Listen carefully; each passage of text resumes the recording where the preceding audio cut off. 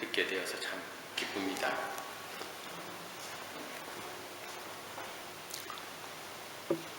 우리 우 집사님이 다리가 불편한데 여러분 위해서 많이 기도하시고 좋은 약 있으면은 우리 집사님한테 좀 주십시오. 오늘 본문은 사도 바울이 아덴이라는 도시에 도착해서 며칠 머무는 가운데에서 일어난 일을 다루고 있습니다. 바울이 아덴에 오기 전에 베레아라고 하는 지역에서 선교 사역을 하였습니다. 그 다음에 이 베레아에서 아덴으로 옮기게 되는데 지정학적으로 베레아에서 아덴까지는 약 320km 정도 떨어졌다고 합니다. 그래서 당시 선박으로는 베레아에서 아덴까지는 약 나흘 정도의 항해길이었다고 합니다. 헬라어 원문에 아데나이라고 기록되어 있는 것이 바로 오늘 본문에 나타난 아덴이고, 이것을 현대시명으로 말하면 오늘날 그리스의 아테네를 나타냅니다. 몇 년 전에 우리나라에서 아이리스라고 하는 드라마가 크게 히트를 쳤고 아마 여러분도 봤을 거라고 생각합니다. 이 아이리스 후속편으로 등장한 것이 전쟁의 여신 아데나라, 전쟁의 여신 아데나, 이런 드라마였습니다. 저도 그 드라마 일부를 보았습니다만은 바로 이 아테네라고 하는 도시 이름은 헬라 신화 속 전쟁의 여신 아테나, 바로 여기에서 이름이 유래가 되었습니다. 그래서 전쟁의 여신 아테나가 이 아덴의 수호신이 되는 거죠. 2000년 전 바울이 바로 이 아덴을 방문했을 때 아덴은 로마 제국의 지배를 받고 있었습니다. 그러나 이 아테네, 우리가 잘 아는 대로 고대 유명한 철학자들, 소크라테스, 플라톤, 아리스토텔레스, 이런 위대한 철학자들이 활동했던 도시가 바로 이 아덴입니다. 그뿐만 아니라 위대한 역사의 아버지로 잘 알려져 있던 페르시아 전쟁사라고 하는 그것을 기록한 헤로도투스도 역시 이 아덴 출신입니다. 또 아테네는 연극을 우리가 잘 아는 연극의 발생지답게 3대 비극시인 그리고 희극시인 이런 분들이 바로 이 아테네에서 활동을 했고, 아테네가 연극의 굉장히 발상지일 뿐만 아니라 융성했던 그런 지역이라고 하는 것을 세계사를 통해서도 우리는 공부해서 잘 압니다. 그래서 비록 아테네가 로마 제국의 정복을 당해서 정치적인 영향력은 상실했지만은 여전히 사도 바울이 방문했던 그때 당시까지도 철학의 도시고 문화의 도시고 역사의 도시고 예술의 도시라고 하는 명성은 그대로 유지하고 있었던 것입니다. 그래서 2000년 전 로마 제국에서 지성인들이라고 한다면은, 다시 말해서 로마에서 조금 이름이라도 드러내고 사는 사람이라고 한다면은 이 아덴, 이 아테네를 방문하기를 원했다고 합니다. 흔히 말해서 요즘 무슨 아메리카 드림 해가지고 미국에 한번 가고 싶다, 이런 것처럼 그때 당시 사람들의 마음에 아테네에 한번 가고 싶다 하는 것이 지성인들의 바람이었고, 실제로 지성인들이 아테네를 방문하고 돌아오면은 반드시 그들의 글에 아테네에 대한 내용들을, 길든 짧든 그 아테네에 대한 내용들을 남겼다고 전해옵니다. 바울은 태어나면서부터 헬라어로, 다시 말해서 이 아테네가 있는 그리스어로 고등교육을 받았던 사람입니다. 그래서 사도 바울은 누구보다도 헬라 문화에 익숙한 사람이었고, 그뿐만 아니라 철학에도 조예가 깊었던 사람입니다. 그래서 오늘 본문에 보면은 18절에 어떤 에피쿠로스와 스토아 철학자들도 바울과 쟁론할세 하는 표현을 보면은 바울이 철학적으로도 상당한 조예가 있었던 인물이라는 것을 보여줍니다. 철학에 대해서 무지하고 아무것도 몰랐다면은 당대의 에피쿠로스 학파나 스토아 철학자들하고 어떻게 아덴이라는 곳에서 바울이 철학적인 논쟁을 할 수 있었겠습니까? 요 짧은 한 문장만 보더라도 바울은 철학적으로도 상당한 깊이가 있었던 인물이었던 것을 봅니다. 바울은 헬라 문화와 헬라어에 익숙했기 때문에 그의 손에 의해서 신약 성경 4분의 1 이상을 바울은 헬라어로 기록을 했습니다. 바로 이런 바울이 오늘 본문에 보니까 베레아를 거쳐서 아덴에 도착을 했는데 그때는 바울 혼자만 먼저 아덴에 도착을 했어요. 베레아에 디모데와 신라가 그곳에 머물고 있었습니다. 그래서 바울은 아덴에서 적어도 8일을 이 디모데와 신라를 기다리기 위해서 아덴에 머물렀던 것입니다. 그런데 아덴에 도착한 바울의 눈에 가장 먼저 보이는 것은 바로 높은 아크로폴리스에 우뚝 세워져 있는 아테나 여신을 위한 파르테논 신전이었을 것입니다. 오늘날 파르테논 신전은 기둥과 그 위에 들보만 좀 남아 있지만은 여전히 그리스를 방문해서 아테네 지역에 있는 이 파르테논 신전, 지금은 전쟁으로 인해서 지난 2000년 동안 때로는 지진으로 인해서 완전히 많이 파괴되어 가지고 기둥들만 있어도 지금도 관광객들이 그곳에 가보면 그 기둥만 봐도 감탄한다는 거예요. 그 정도로 엄청난 규모의 이 파르테논 신전이 바울이 아덴을 방문했을 그때 그곳에 있었단 말이에요. 완전한 모습으로. 작년에 저희 신학대학교 학생들이 그리스와 터키를 다녀오면서 이 파르테논 신전을 구경도 다 했는데 저도 앞으로 기회가 되면 한번 다녀올 생각을 가지고 있습니다만은 어쨌든 대단한 위엄을 자랑하는 파르테논 신전이 사도 바울이 아덴에 갔을 때 아크로폴리스 그 언덕 위에 자리 잡고 있었다는 거예요. 그것뿐이 아니었습니다. 당시에 아테네에는 많은 신들을 섬기는 제단들이 있었어요. 그래서 오늘 뒤에 봐도 바울이 본 그 많은 신전과 제단에 대한 이야기가 소개되고 있는데 엄청난 많은 신전들이 거대한 규모를 자랑하고 그곳에 아테네 곳곳에 자리 잡고 있었습니다. 많은 야외 조각상들이 있었고 많은 신들의 모습들이 조각되어 있습니다. 역사적으로 고정된 디오니소스 극장이라고 하는 것은 17,000명을 수용할 정도로 유형을 뽐내고 있는 그런 거대한 운동장이었습니다. 그것도 그곳에 있었습니다. 무엇보다도 이 아테네에서 가장 압도적인 것이 있었으니 그것은 바로 제우스 신전이었습니다. 역사적 고증에 의하면 제우스 신전은 BC 6세기부터 AD 2세기 초 로마 황제 하드리니우스에 의해서 완공이 되었는데 약 600년에 걸쳐서 이 제우스 신전이 건축되었습니다.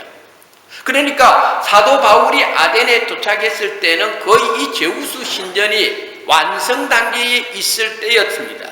그러니까 지금 우리가 이것을 가만히 생각해 보면은요, 사도 바울이 아덴에 도착해서 본 거는 엄청난 위용을 자랑하는 파르테논 신전, 제우스 신전, 각종 신드라의 제단, 그리고 엄청난 위용을 자랑하는 원형극장, 이런 것들이 아테네 그 지역에 가득 차 있었다는 거예요.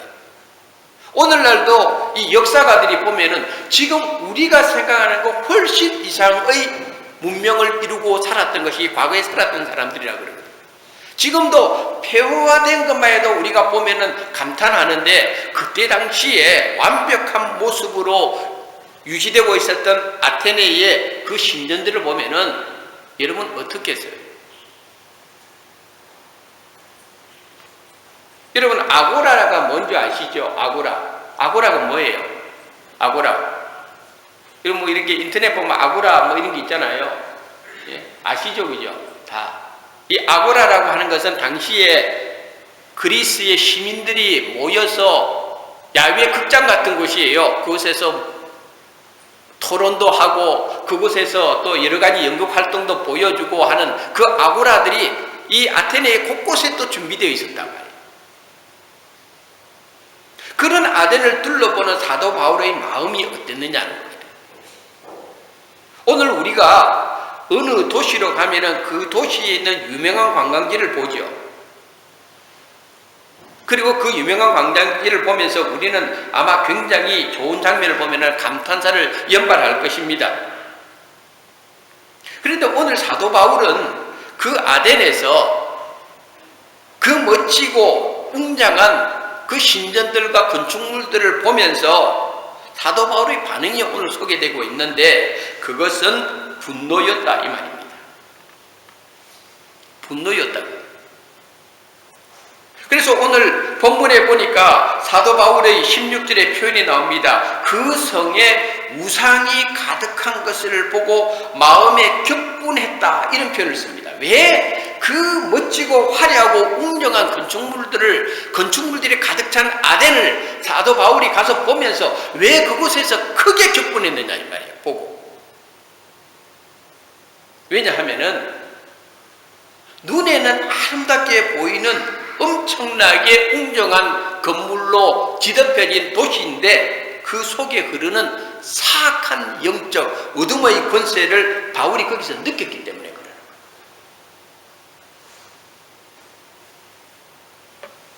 제가 오늘 여러분들에게 말씀드리고 싶은 설교의 핵심 중 하나가 바로 이 부분입니다.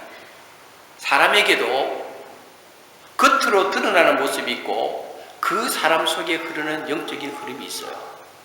사람이 영물인 이유가 거기에 있는 거예요. 가정에도 그 가정에 흐르는 영적인 분위기라는 것이 있어요. 어떤 지역에 가도 그 지역에 흐르는 영적인 흐름이라는 것이 있어요. 이걸 여러분들이 부인하면 안 돼요. 그래서 눈에 보이는 것이 전부가 아니에요. 육신의 눈으로 보면 아덴은 정말 멋진 곳이에요. 그런데 사도 바울은 눈에 보이는 정말 멋진 것 배후에 있는 영적인 것을 보는 거죠. 오늘 우리가 이 점을 놓치지 말아야 되는 거예요. 많은 그리스도인들이 이것을 놓치고 있어요. 눈에 보이는 것이 좋으면 다 좋은 것처럼 생각하기 쉽다는 거예요. 저도 그런 경우가 많습니다. 제가 예전에 타스마니아에 살고 있을 때에 오늘날도 그래요. 사람들이 목사님 타스마니아에 살았는데 어때요? 아름답죠. 제가 말해줄 수 있는 건 그 부분이에요.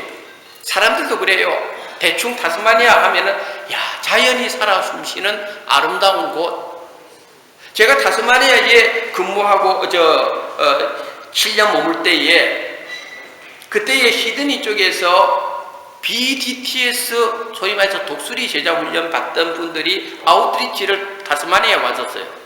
그래서 저는 그분들이 와서 같이 사역을 하면서도 그 다음에 그분들이 왔으니까 타스마니아에 온 김에 호바트의 아름다운 곳을 보여주려고 봉고차에 그분들을 싣고 여기도 구경시키고 저기도 구경시키고 그렇게 하고 있었어요. 그런데 갑자기 그분들 가운데에서 한 분이 봉고 안에서 엉엉 우는 거예요. 왜 울까? 아니 뭐 왜 그러세요? 전 놀래가지고 그랬더니 그분이 그래요. 목사님, 이 호바트에 영적으로 다 너무 어둡고 어두운 암울한 세력이 이 호바트를 꽉 쥐고 있네요. 그래요. 솔직히 저 그때요 굉장히 기분 나빴어요. 그러자 그 옆에 계신 분들이 맞아 이 호바트는 정말 영적으로 너무 어두운 곳이야. 나는 좋은 거 보여준다고 그분들을 정성껏 모시고 있는데 영적으로 암울하고 어두운 곳입니다. 이곳에 정말 어둠의 세력이 호바트를 붙들고 있습니다 하는 그 이야기 들으니까 목사인 나도 너무너무 그 이야기에 불쾌했어요. 그런데 작년에 제가 호바트 제1교회에 창립 20주년을 맞아서 작년에 10월 달에 다녀와서 2박 3일 있는데 그때 알았어요. 호바트가 나 있을 때 몰랐는데 영적으로 정말 이곳이 어둠의 세력에 확 붙들려 있는 도시구나. 물론 그곳에 사는 사람들이 들으면은 굉장히 불쾌하고 기분 나쁘겠죠. 저도 그랬으니까요. 여러분, 우리가 살고 있는 이 멜번은 어떨까요? 세계에서 제일 살기 좋은 도시 1위로 꼽힌 멜번입니다. 여러분, 영적으로 멜번이 정말 어두운 곳이라는 것을 우리는 알아야 됩니다. 오늘 아침에 뉴스에 보니까 영국 옆에 있는 아일랜드 공화국에서 동성 결혼을 합법화시키는 국민투표를 했어요. 제가 아침에 나올 때만 하더라도 거의 국가적으로 동성 간에 결혼하는 것을 국가적으로 합법화시키는 그 투표가 거의 확정되는 거로 제가 알고 왔어요. 만약에 아일랜드에서 국민투표로 동성 간에 결혼하는 것이 합법화되면 세계에서 6번째로 동성 간에 결혼하는 것을 합법화시키는 국가가 돼요. 전 세계에 열 몇 나라가 10몇 개국이 지금 동성 간 결혼하는 것을 어느 정도 합법화시켜버렸어요. 저와 여러분이 지금 그런 시대에 살고 있어요. 영적으로 얼마나 지금 어두운 세계에 살고 있는지 몰라요. 눈에 보이는 것이 아니라 이 말이에요, 지금. 오늘 그 이야기를 아침에 제가 성가대원들을 태우고 이렇게 오는데 그런 이야기를 하더라고요. 우리 효은형제가 목사님, 시드니는 마디그라라는 동성애 축제가 세계적으로 알려져 있는데 시드니보다 더 많은 동성 연애자들이 멜번에 삽니다 그래요. 여러분, 우리가 살고 있는 이곳이 이 정도입니다. 여러분, 이 정도로 어둠의 영적인 어둠의 세력에 지금 사로잡혀 있는 도시에 살고 있는 거예요. 그러면 여러분, 바울의 마음을 알겠죠? 눈에 보이는 것이 전부가 아니다는 거예요. 저와 여러분이 신앙생활을 하는 것은 눈에 보이는 이 세상 것 때문에 신앙생활을 하는 거 아니다 이 말이에요. 눈에 보이는 이 세상 것에 의해서 우리가 소망을 가질 수 없다는 거예요. 이 배후에 영적인 실체가 뭔지를 아는 것, 이것이 저와 여러분들이 영적으로 풀어나가야 되고 고민해야 될 숙제라는 거예요.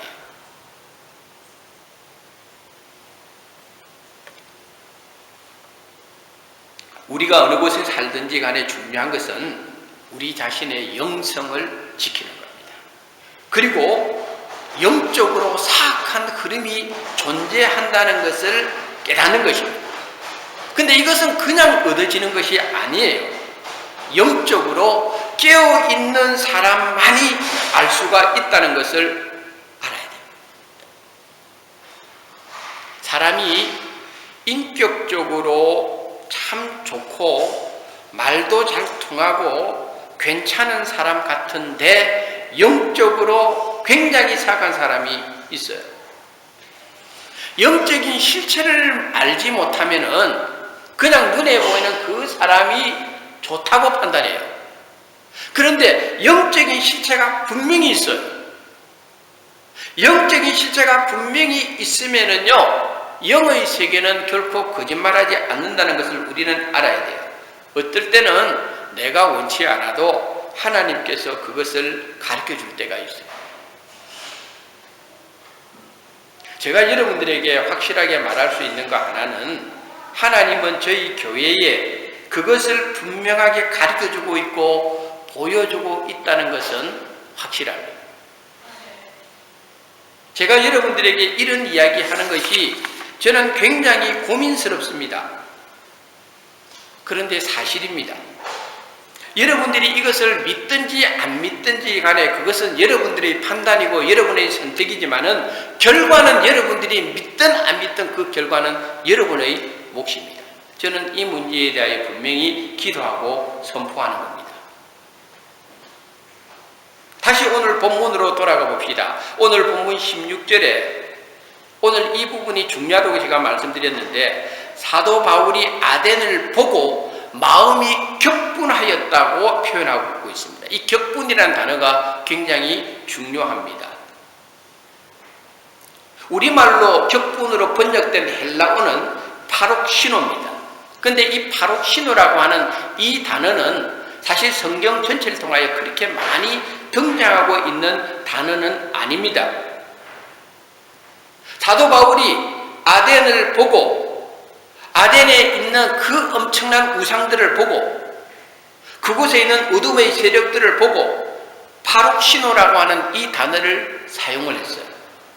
격분이라고 하는 것은 말 그대로 격렬하게 분노하는 것을 의미합니다. 그런데 이 부분에 대해서 영어 성경을 보면은 제가 가지고 있는 영어 성경 NIV 번역은 솔직히 사도 바울이 격분했다고 하는 이 헬라어 파록시노를 제대로 드러내고 있지 않습니다. 제가 가지고 있는 영어 성경에 보면 He was greatly distressed 돼 있어요. 그런데 킹 제임스 버전을 보면은 제가 오늘의 말씀단에 제가 여러분에게 소개를 해주고 있는데 그게 보면은 뭐라고 되어 있는가 하면은 His spirit was provoked within him 이렇게 되어 있어요. 여러분들은 영어 문화권에 있기 때문에 이 부분을 신중하게 생각을 해야 됩니다. 영어 번역 가운데 오늘 제가 가지고 있는 NIV 번역은 원문에 벗어나 있는 해석을 해주고 있어요. 그러나 킹 제임스 버전을 보면은 확실히 이렇게 His spirit라고 되어 있어요. 사람이 화를 낼 때에 화를 내는 유형이 두 가지입니다. 육신적으로 화나는 경우가 있어요. 우리 그런 경우 많죠. 그런데요, 사도 바울은 육신적으로 좀 화내는 게 아니다 이 말이에요. His spirit가 화나는 거예요. 영적으로 지금 분노하는 거예요. 그러므로 바울이 육신이 분노하는 것이고 이거는 바울의 안에 있는 성령께서 분노하는 거죠. 영적인 격분이에요. 그래서 우리가 영이라고 해서 다 같은 영이 아니라는 걸 알아야 돼요. 영을 그래서 성경은 분별하라고 가르쳐줘요. 영을 다 믿지 말고 영을 분별하라고 그랬어요. 예전에 저희 교회는 영의 분별하는 것이 별로 없었어요.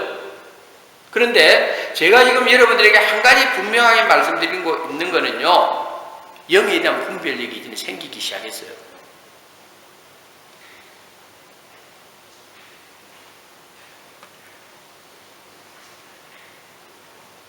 신명기 9장 17절 18절에 보니까 모세가 시내산에서 40일 금식기도하고 내려왔는데 백성들은 금송아지 만들어 놓고 거기에 춤추고 있었죠.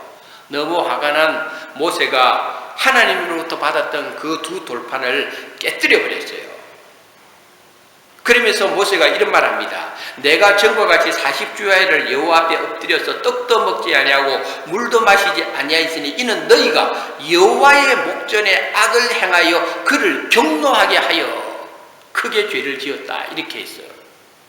하나님을 분노케 했다는 거예요. 이게 바로 오늘 본문에 나타난 사도 바울의 격분이라고 하는 파룩시노예요.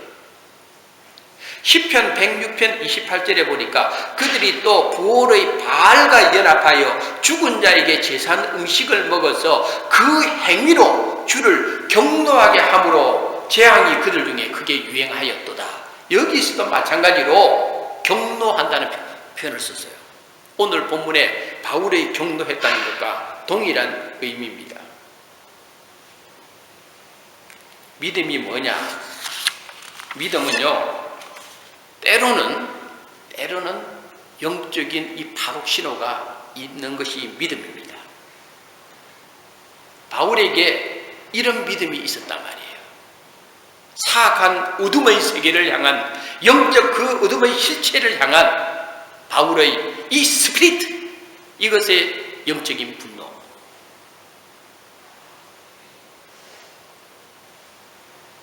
교회가 어떤 곳이 되어야 됩니까? 교회는 사랑이 넘치는 곳이 되어야 됩니다. 맞는 이야기입니다. 교회는 용서하는 곳이 되어야 됩니다. 맞는 이야기입니다. 교회는 관용을 베풀어 줘야 되는 것입니다. 맞는 이야기입니다.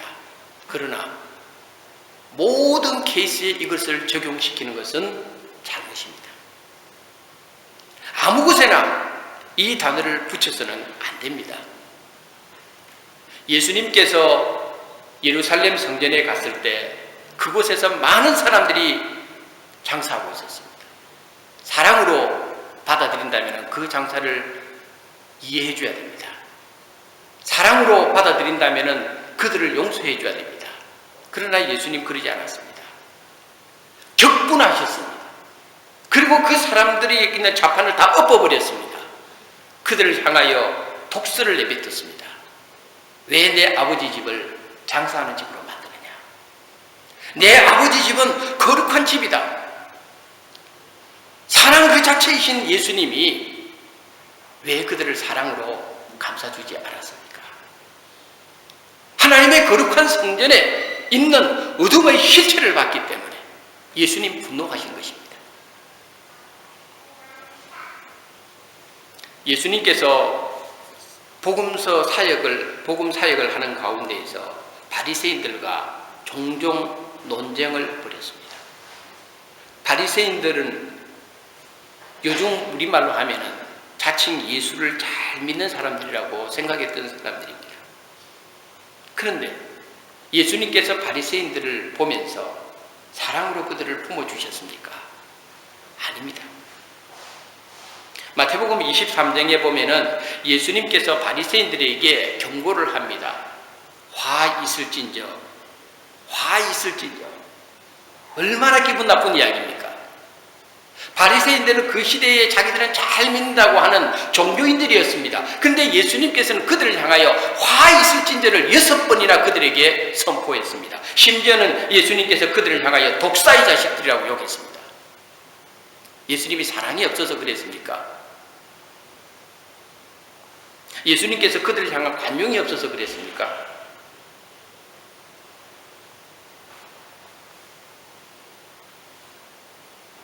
주님의 영역 바깥에 있는 사람이 있습니다. 어쩔 수 없습니다. 영적 어둠의 실체 앞에서 주님은 분노하셨습니다.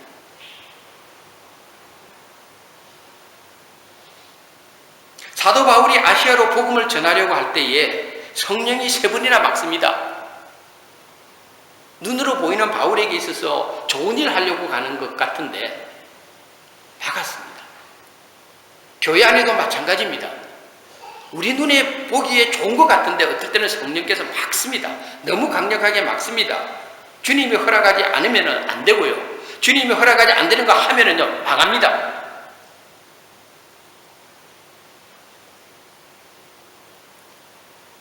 우리는 너무 귀에 듣기 좋은 이야기만 듣고 싶어 합니다. 우리는 너무 상식적인 이야기들을 듣고 싶어 합니다. 우리는 너무 상식적인 행동을 보고 싶어 합니다. 상식적인 것이 맞다고 생각합니다. 그런데 성경은 우리들에게 하나님의 생각은 인간의 생각과 다르다고 이야기합니다. 그러므로 우리는 영적으로 첫째는 껴 있어야 되고 하나님이 보여주는 영적인 실체 앞에 우리는 때로는 거룩한 분노가 필요합니다. 그 거룩한 분노 앞에 우리가 순종하면은 자기를 죽이면은 삽니다. 그러나 그 거룩한 분노 앞에서 사람의 관점으로 받아들이면은 끝까지 망하는 길로 갑니다. 주님은 바리새인들을 미워한 것이 아닙니다. 주님은 바리새인을 사랑합니다. 사랑하기 때문에 때로는 그들에게 독사의 자식들하고 독설을 내뱉는 이유는 그들을 망하게 하기 위함이 아니고 그들을 구원하기 위함입니다. 그들이 주님 앞에 겸손히 자기들의 실체를 발견하고 저들이 무릎 꿇고 회개하면 주님은 그들을 구원시킵니다.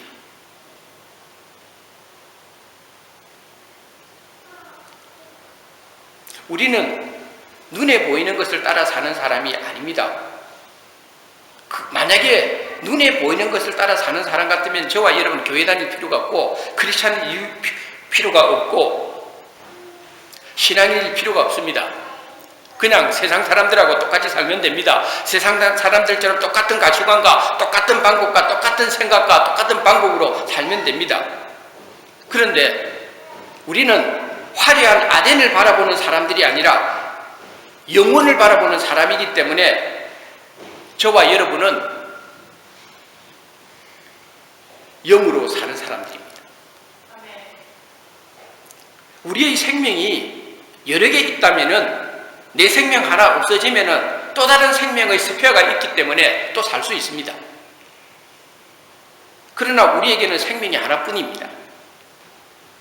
그래서 죽음이라는 것이 우리 인간에게 실체입니다.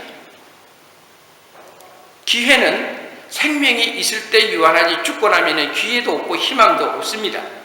가슴을 치고 후회하고 내가 왜 그랬을까 해도 소용이 없습니다.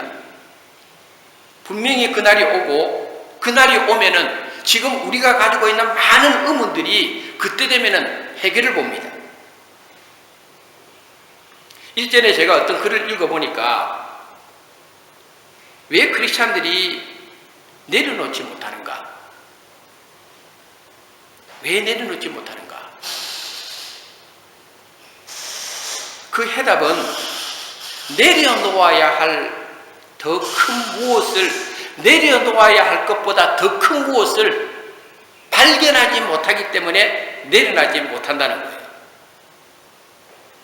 이까짓 건 내려놓아도 돼 하는 더 큰 실체, 더 큰 뭔가를 발견하면 내려놓는다 이 말이에요. 돈이든 권력이든 뭐든 내려놓는다는 거죠. 그런데 내려놓음이라는 책을 읽고도 더 큰 무엇을 발견하지 못한 사람은 끝까지 붙드는 거죠.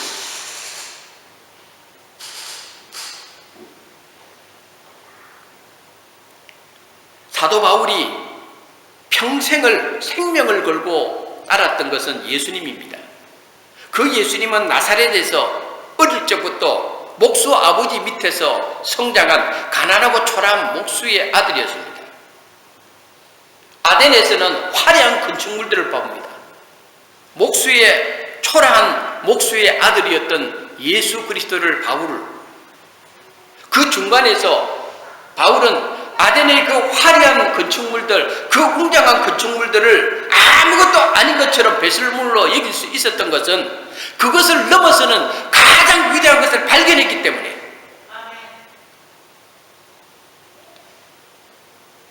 그 세계를 발견했기 때문에, 그 영적 실체가 뭔가를 알기 때문에 바울은 화려한 아덴의 웅장한 건축물을 포기하고 끝까지 나사렛 예수 그리스도를 붙들었던 것입니다.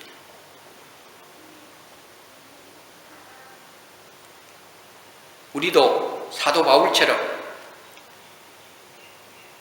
깨어있는 영이 되어야 합니다.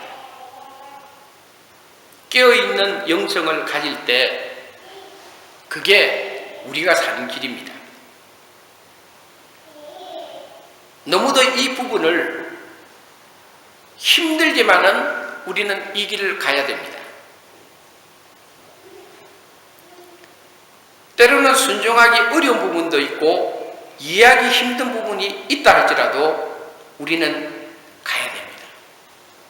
왜냐하면 저와 여러분의 인생은 우리 것이 아니기 때문입니다. 주님이 주인이기 때문입니다. 우리 모두 사도 바울처럼 하나님의 거룩한 영에 사로잡혀서 깨어있는 영의 사람이 되어 이 어둠의 세력 가운데에서 담대히 복음을 선포하고 이 어둠의 세력 앞에서 굴하지 않고 하나님의 뜻을 증거하는 믿음의 사람들이 다 되시기를 주님의 이름으로 축원합니다. 기도하겠습니다. 살아계신 하나님, 은혜를 감사합니다. 오늘도 저희들에게 하나님의 귀한 말씀을 보여주시고 깨닫게 해주시니 감사합니다. 우리를 살리는 것이 무엇인가를 깨닫게 하시고 우리를 깨우는 것이 무엇인가를 알게 해주셔서 우리가 어느 곳에서 어디에 있든지 무엇을 하든지 깨어있는 영성으로 하나님의 뜻을 이루는 믿음의 선한 도구가 될 수 있도록 저희들을 축복하여 주시옵소서. 예수님의 거룩하신 이름으로